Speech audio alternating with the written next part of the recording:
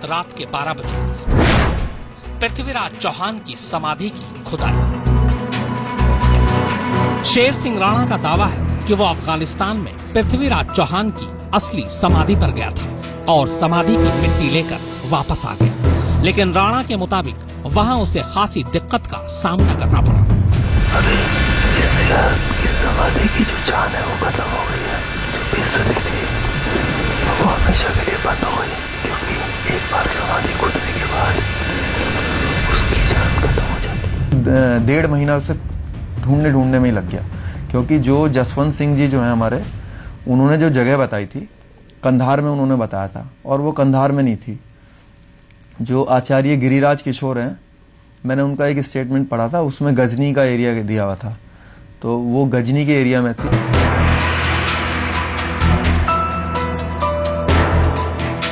राणा ने अफगानिस्तान में गजनी तक के अपने सफर की बाकायदा वीडियो रिकॉर्डिंग करके एक वीसीडी तैयार की। राणा के मुताबिक पृथ्वीराज चौहान की समाधि मोहम्मद गौरी के पैरों की तरफ है और वहां समाधि को जूतियां मारने का भी रिवाज है, जो कि देश की बेइज्जती है।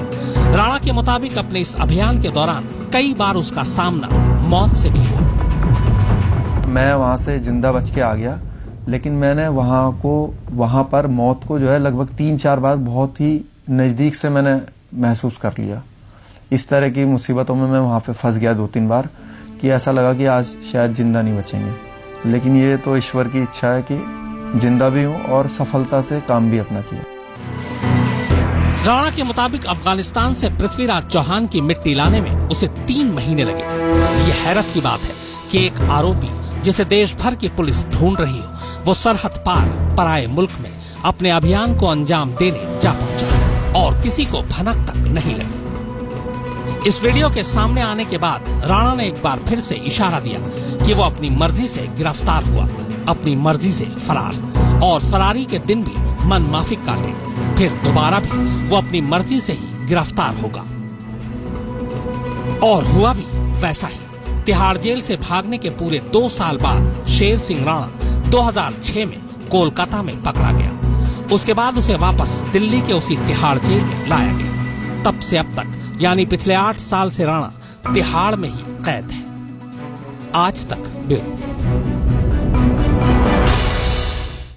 तिहाड़ से भागने और अफगानिस्तान से लौटने के बाद शेर सिंह राणा ने आज तक से संपर्क किया था। तब उसने कहा था कि वो अपने केस की सुनवाई दिल्ली से बाहर चाहता है। उसने अपनी जिंदगी पर एक किताब लिखने की भी बात की थी। वैसे आपको बता दें कि शेर सिंह राणा ने बाद में तिहाड़ से कांधार तक नाम की एक किताब भी लिखी और अब इस किताब पर एक फिल्म भी बन रही है। मैं जीवन की जो मुख्य धारा है, मेरी इच्छा है कि मैं भी उसमें आऊं। तो और मैं क्रिमिनल भी नहीं हूं, लेकिन ठीक है 1-2 क्राइम है तो ठीक है, उसे फेस करूंगा।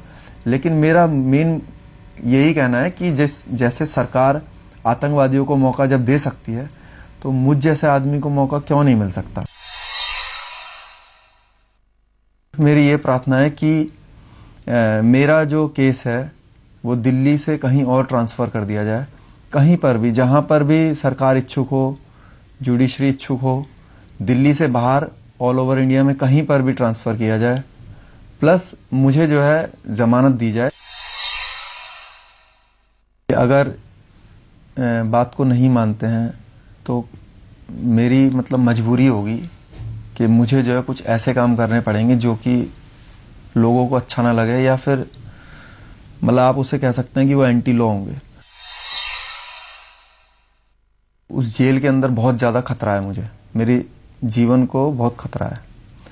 और उसका रीजन ये है कि क्योंकि मेरे कारण जो है वहां पे लगभग 83 लोगों का तो लगभग ट्रांसफर हुआ था। इसके अलावा 10-15 लोग जो है सस्पेंड हुए थे। आतंकवादियों तक को उनके माँ बाप को अंतिम संस्कार करने के लिए जाने दिया।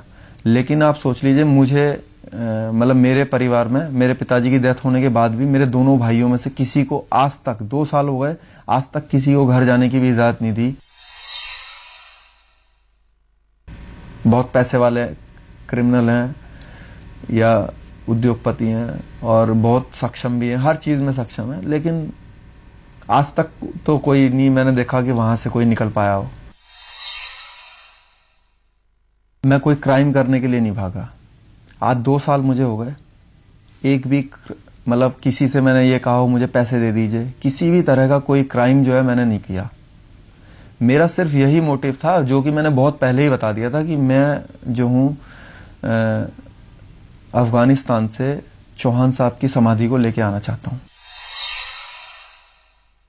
मैं अपना जीवन के खर्चे के लिए जो है मैं जो आपसे मैंने किताब का जिक्र किया वो किताब मैं लिखूंगा और जो भी उससे 2 पैसे मिलेंगे उससे मैं अपना खर्चा पानी में चलाऊंगा। फूलन हत्याकांड में कुल 12 लोगों को पुलिस ने दोषी करार दिया था। इनमें से एक की पिछले साल मौत हो गई, जबकि शेर सिंह राणा को छोड़कर बाकी 10 आरोपियों को अदालत ने बरी कर दिया है। अब शेर सिंह राणा को क्या सजा मिलेगी इसका फैसला 12 अगस्त को होगा। तो फिलहाल वारदात में इतना ही, मगर आज तक पर खबरों का सिलसिला लगातार जारी।